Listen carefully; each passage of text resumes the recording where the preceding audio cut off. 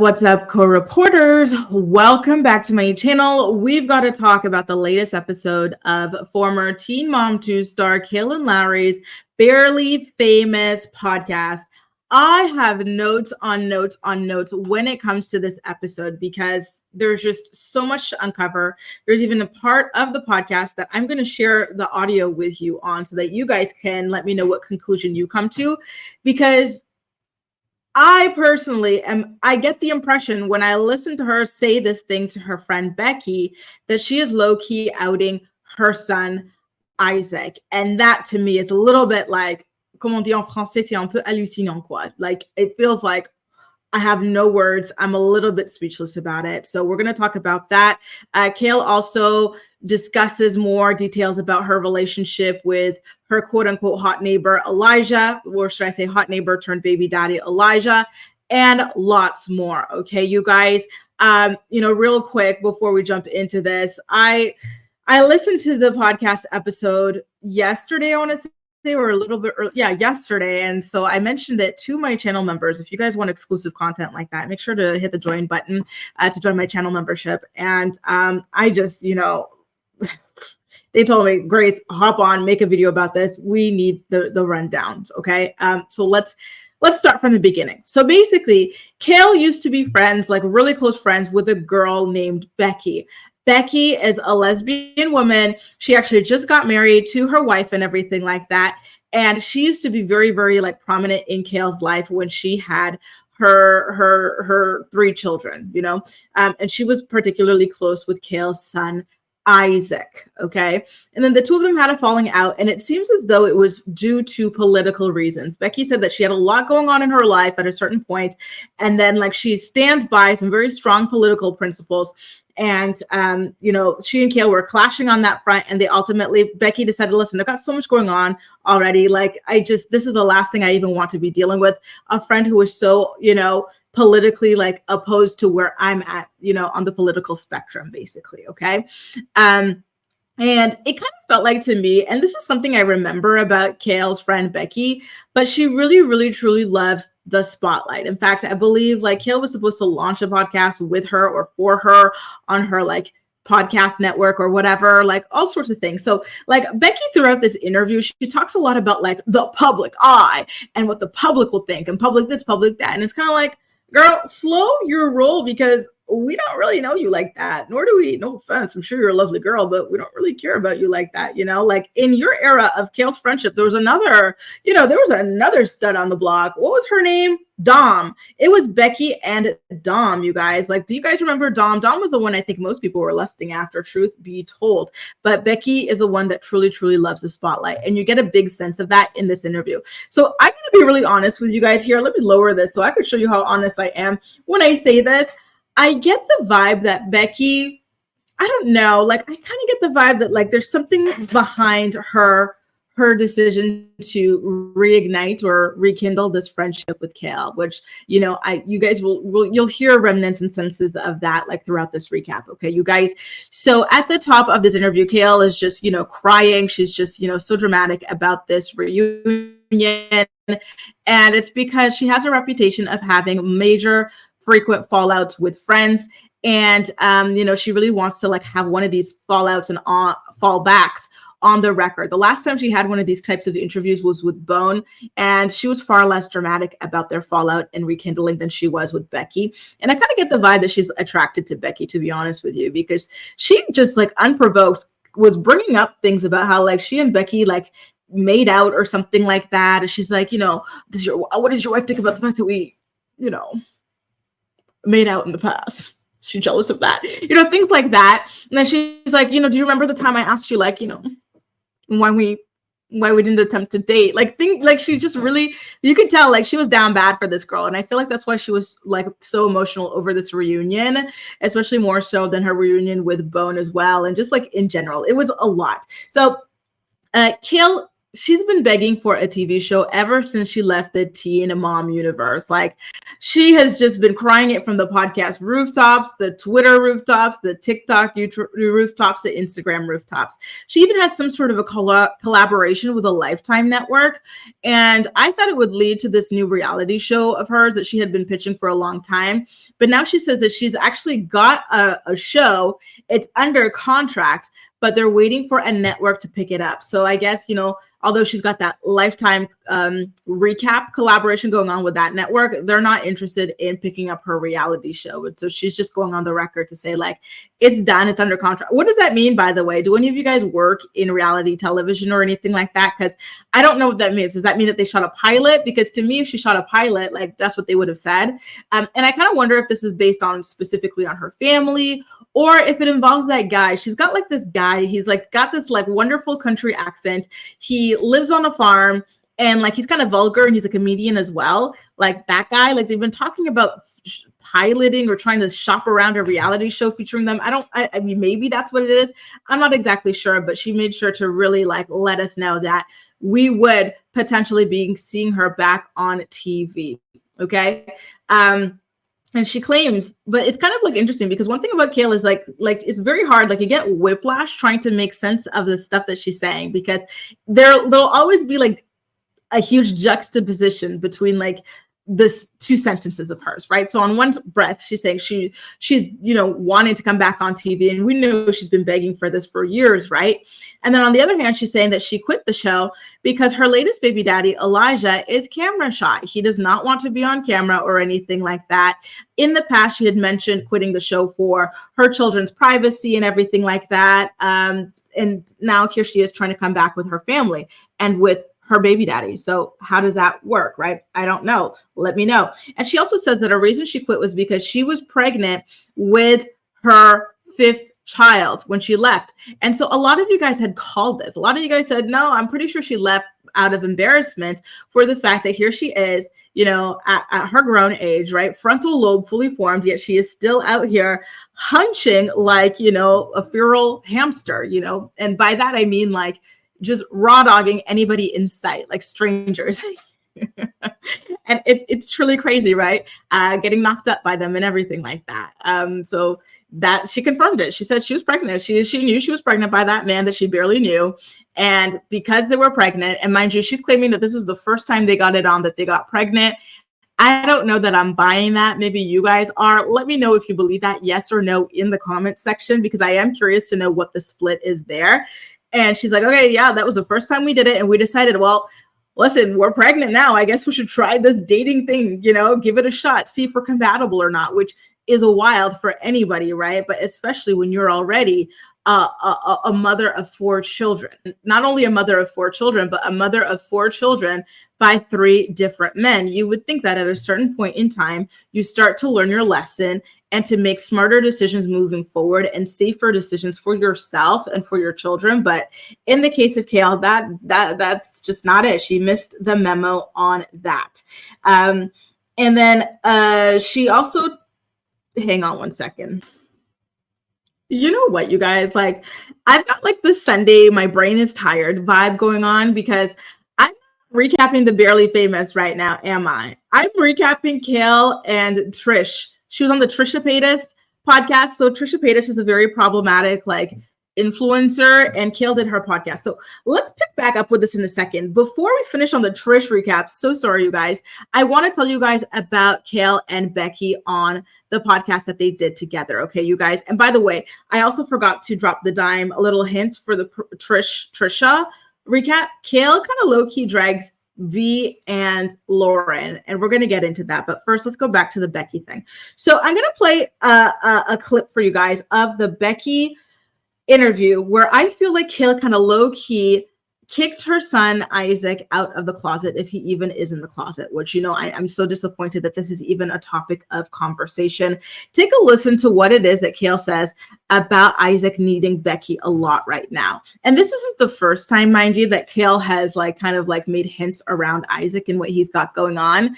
I personally find it to be inappropriate, but I guess, for her, it's totally fine. And so she continues to do it. Take a listen to this and let me know if you're coming to the same conclusion I've come to, okay? And so much quality time. Like, yeah. So there you go. Kail says he needs you right now. I'm just like that. I think I look at him like I look at Piper, right? Like my niece. Yeah. Like, I'm just like, I just want to be there. He could really use Becky right now. Yeah. The things that he's going through in his life, I just feel like, I mean, I can help as much as I can help, but I think that you understand him on a different level than I ever could, because so to me it kind of feels like at that point Becky doesn't want to entertain what Kail is trying to put out there, like in public. And I find that crazy that your friend is out here trying to protect the kid more than you are, you know, because Kail said it like 2-3 times, like he needs you right now, with what he's going through. Like it's something that, like, you know, you can help him or understand him more than I ever could, because ... And it's kind of like, well, what's Becky got going on that Kail doesn't have going on, right? Becky is an out and proud lesbian. She's married right now to another woman. And so I really feel like that is what Kail was getting at there. And listen, there's nothing wrong with being gay or lesbian or anything like that. But I just, something about this like moment of the podcast kind of like was like, you know, really, really questionable to me, to be rather honest with you guys. I'm not sure I found it appropriate. I felt as though Becky felt the same way, and that's why she kind of diverted that subject like 2-3 times there but Kail kept on bringing it up, which is kind of like, you know, wild to me. But I digress. Like I said, Becky talks an awful lot about how there was like a political divide between the two of them. But on top of that, Becky also wasn't in a good place. So it wasn't 100% like, you know, and we also don't know what either, you know, what end of the spectrum either of them falls on, you know. I to be honest with you, I really don't know. I really, really, really do not know. If you guys have a vibe, let me know.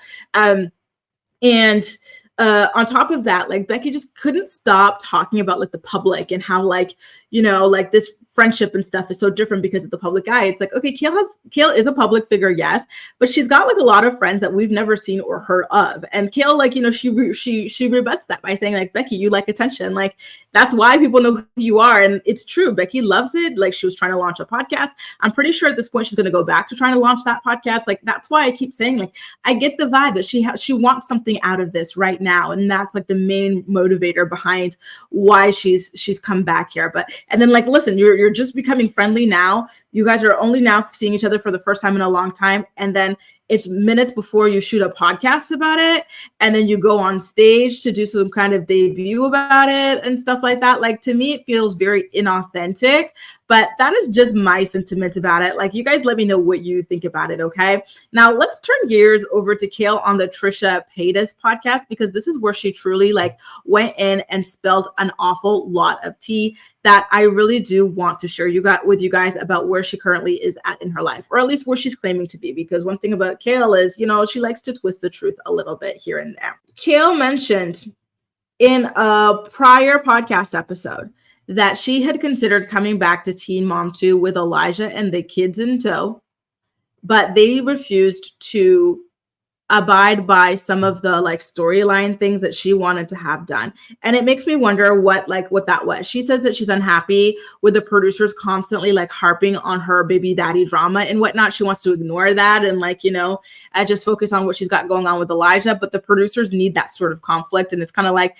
Kail, I don't think they're picking on you specifically. That's just like the formula for the show. It's all about like how, you know, racking up baby daddies and whatnot, even having just one, like it can lead to headaches and mess down the line. And it's about like how co-parenting works in this modern world. So I really feel like she has like this kind of like complex about the amount of men that, you know, she is co-parenting with. And that's why she wants to minimize it as much as possible. In fact, at a certain point during this podcast, she refers to herself, she claims that she's got 3 baby daddies and Elijah. And it's kind of like, well, what's Elijah if not a baby daddy? You know, I know you're engaged to him now, but like that's 3 kids later and y'all still aren't married. You know, she and Lindsay very heavily hinted during the Coffee Convos podcast that Kail and Elijah had secretly tied the knot. But then here on the Trisha Paytas podcast, she says that no, they did not tie the knot. They were supposed to in September, but then she goes, you know what? Like, there's just so much going on. I don't have time to plan this wedding. And on top of that, I got married to Javi in September. So the only other month available for us. So now it's looking like, you know, if they are to get married, it's going to happen either this April or next April. She says that's the only other month where there isn't some sort of like holiday going on, because remember, 7 kids plus 2 adults, right? And then they each have been married and divorced in the past. So this, like, you know, knocks off a lot of months and like weeks and dates and whatnot in where they would feel comfortable getting married and whatnot. They do not want to share, like, you know, with like a child's birthday or this, that, or the other. So it really is kind of like this big kind of musical chairs game that they're currently playing when it comes to wedding planning and whatnot. You know, she didn't mention anything about a prenup, though, which I do find to be rather interesting, especially because she spoke about how Javi wanted to keep the big house, or she wanted to keep the big house. And then the only way she got to keep the big house that they had was by telling him, give it to me or else I'm coming after your pension and your retirement and all that stuff. And that, you know, so you would think that like when she went through such like, you know, a contentious divorce with someone that she heavily hinted used her for like attention and stuff, that she would be a little bit smarter this next time around. But if Kail were someone who learned to move in a, you know, more intelligent manner, she would not have racked up 4 baby daddies. So perhaps I was giving her too much credit there. She also does confirm her engagement again to Trisha, but says that she's not wearing the ring during the broadcasting because a stone fell out, and so it's getting repaired and whatnot. And then she says, oh, guys, the amount of people she talked crap about was crazy. And, you know, sorry, I'm bouncing from podcast to podcast because I didn't take my names super clearly, but in her podcast episode with Becky, she was shading V and Lauren. At first, I thought it was only Lauren, but then I remembered she's kind of on the outs with V again. So it makes sense that she would be talking about V because V currently is a full-time influencer, right? She's got the podcast with Kail, and then she's got some kind of like, you know, makeup or something that she sells. And then she does like social media promotions for brands, right? Like that's how she makes her money. And she's only able to do that because she is associated with Kail and the Teen Mom brand. And Kail seems to be really upset about that. Then when it comes to Javi and his, you know, long-suffering on and off again fiance, Lauren, same thing. She is making money because she's got a lot of followers that she got from being involved with a man who had a baby by Kail, right? She does some kind of like multi-level pyramid scheme stuff. And, you know, the Kail Association is paying off well for her. And Kail talks about how, like, you know, hard it is to trust people because a lot of these men, like, they get to benefit from her, but not just them, but the people that they go on to, like, you know, have relationships with afterwards. And that's something that she carries on her back. And so she also says about Joe's mom. So she says that she is on the outs with Joe. She's on email only basis with Javi, and she and Chris are in hell. Okay. So let's get into Joe's mom. If you guys watch 16 and Pregnant or the early days of Teen Mom 2, you'll remember that, like, you know, she and Janet tried her best to be there for her and everything like that, but she grew frustrated with Kail, which was understandable because Kail, she was hot in the pants, even as a little teen, right? So she already had a baby by Joe. They told her, okay, you know, you could still live with us, live in the basement and everything for free with your baby, under one condition: do not get to hunching with a new man. Kail said, if I can't hunch, I can't breathe. Leave me alone. I'm going to get a new boyfriend. And then she eventually got thrown out of that place, right? And so Trisha said, listen, like, it felt like Joe's mom, like, really had your back. Like, she was standing up for you. Kail said, no, that wasn't the case at all. Janet would only do that for the camera, so it would look that way. You know who had my back in real life? Joe's dad. And so it kind of feels like it's set up to be a gotcha moment for Janet, like, oh, Janet's so fake. Janet's not a girl's girl, this, that, or the other.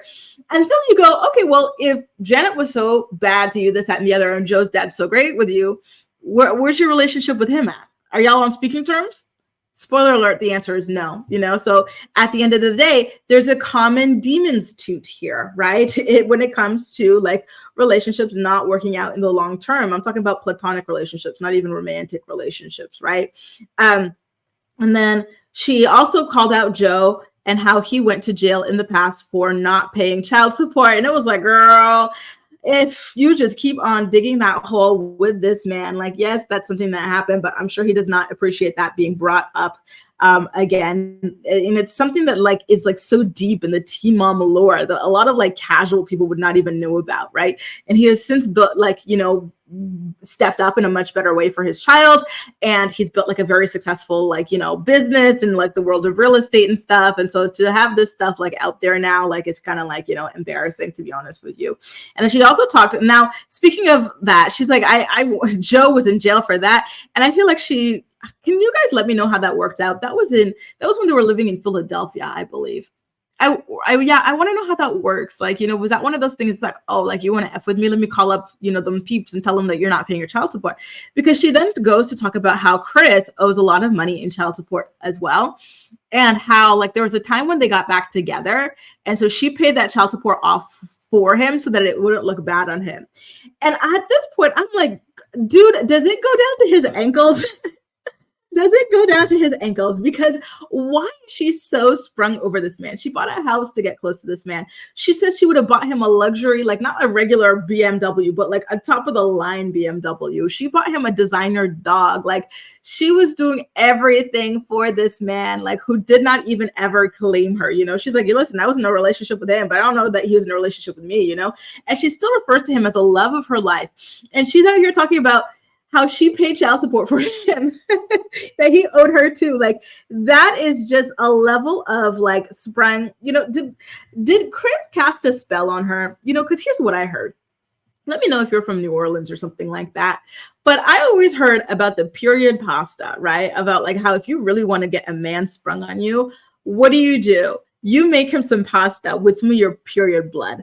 I know Chris doesn't have a period, but did he do like sperm spaghetti? Like, I don't know. Like, what did he do to get this girl so hooked? Because I am genuinely curious at this point. Like, it's scary, the obsession that she had with this man, right?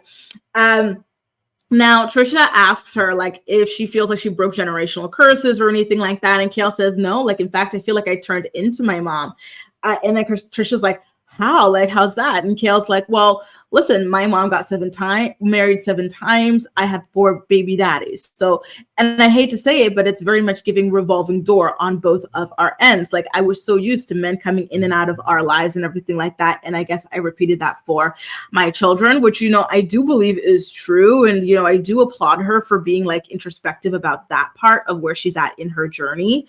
And then she does claim something that I don't believe to be true, to be honest with you. She's like, unlike my mom, though, I leave when I'm unhappy, and she couldn't because of like, financial reasons. It's like, girl, you were miserable throughout your entire relationship with Chris. And not only did you not leave, but you got knocked up several times by him. Your mom, she was one and done, and she decided like, she was good on that.